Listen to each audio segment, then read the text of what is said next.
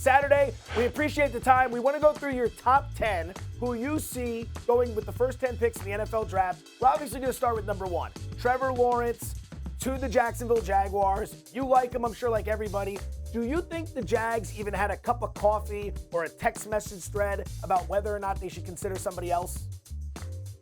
Absolutely not. Hey, listen, this was as locked as it can get, right? When you put him in comparison, which all the draft greats have said, the Elways, the Mannings, the Andrew Lucks, like you got to take the guy, right? So I don't think there was even a breath of hesitation that he'll be their guy. All right, Jeff, at the number 2 spot, the New York Jets ship away Sam Darnold to the Carolina Panthers. Who is going to be the QB of the future? Is it Zach Wilson, like everyone believes? I think so. And listen, this was kind of a shock to me. And I'll say, I think Justin Fields is the second best quarterback in this class. And I've kind of said it, all along. This kid was neck and neck with Trevor Lawrence. You look at what he's done at Ohio State. I mean, somewhere near 80 touchdowns, 9 interceptions. I mean, this kid has done everything. He's won, played for a national championship, banged up ribs, has led teams. Like what box has he not checked? I don't really understand it. For whatever reason, people have pushed up Zach Wilson again. This is always the interesting part to me when all of a sudden, guys that you had heard about maybe in 3 or 4 or now 2 because of the draft process. I think Wilson, though, is going to be the guy for the New York Jets, and hopefully he'll come in and have a better situation than Sam Darnold had in his last 3 years. All right, a lot of intrigue at number 3. The Niners gave up a bounty to move from 12 up to 3. They traded with the Miami Dolphins. Who do you see Kyle Shanahan and John Lynch targeting? I think this is Justin Fields. And I know everybody is talking about Mac Jones, and this is no disrespect to Mac Jones and what he's done at Alabama and the processor that everybody says he is and the pro day. The bottom line is everybody made this because John Lynch and Kyle Shanahan were at Mac Jones's pro day, right? But that was his second one. And now they'll go see Justin Fields for his second one. By the way, there were 3 guys from the 49ers at Justin Fields' first pro day. Their assistant general manager, their quarterback coach. So they're going to see him. I just think for my money, again, I said it just a minute ago, Justin Fields, he just has impressed me, right? He left Georgia, went to Ohio State. He played near me, actually, high school football. I knew his high school football coach, so I watched him kind of grow up. I've seen he and Trevor Lawrence, they're both from my area, kind of grow and develop as these student athletes and now professional athletes. Now listen, man, Justin Fields is legit, and he's a big guy. I don't think people realize this guy's 6'3", 230, running a 4.4. Like this is not just an athlete. This is a quarterback who is a true athlete. I mean, when you put all of that together, I just think what he could bring to that Kyle Shanahan offense is just different level. I mean, it takes you literally to the next level. All the rollouts, boots, and waggles that we've seen John Elway and all these other guys run, and even Kirk Cousins to a degree, and people talk about what Shanahan is.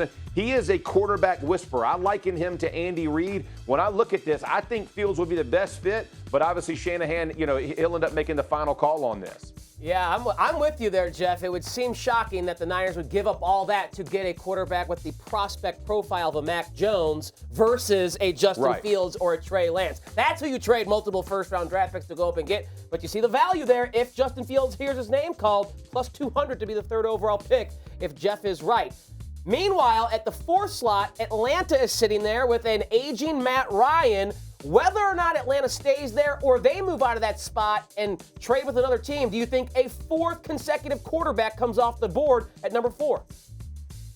I don't. I think they're going to go Pitts here. I think this is if the Falcons don't trade out of this pick, which I think is a strong possibility. Look, they've kind of waved this thing around, right? So as I'm looking at this pick, but I think if you're looking at their offense with Matt Ryan and where he is in his age and the type of quarterback he is, being a stationary pocket passer, you think about with Ridley and Jones on the outside, and now you put, Kyle Pitts inside and what this guy can do, the matchups he'll get, it'll be very difficult for guys to double and put somebody over. That's where fit matters to me, right? When you talk about tight ends, I don't love him being picked this high, but I do think in the offensive system with Atlanta and their style of play at the quarterback position, this tight end and everybody talking about him being a generational talent would be perfect just because of the outside receivers. Again, I think for tight ends to be, demand this type of draft value, there have to be pieces and parts in place, which the Falcons have in Julio Jones and Calvin Ridley. Cincinnati Bengals sitting at number 5. A year ago in 2020, they had the number 1 overall pick and took Heisman Trophy winner and national champion Joe Burrow out of LSU. Do they get somebody who can help Joe Burrow on offense this time around?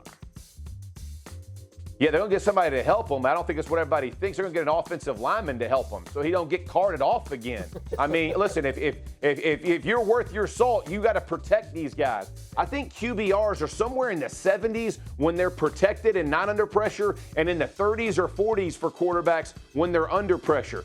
Big flashing sign, folks. You got to protect them. I don't care how good your receivers are. If your quarterback is on his back or under pressure, he's not going to make accurate throws. That's why turnovers happen in the NFL, because of pressure. Go get Penei Sewell from Oregon, right? This guy, he opted out last year. I understand all that. But when you look at the upside of this guy, or Rashawn Slater, even from Northwestern, whichever guys that you think the best tackle in this draft is, go get him, place him in, and allow this offensive line from the Bengals to get better. Listen, I know they drafted a tackle a couple years ago out of Alabama. He's been banged up. This, again, even if you moved one guy inside to guard, you're solidifying the offensive line, protecting Joe Burrow, and what your expectations are for him to mature throughout his career. You have got to protect this guy.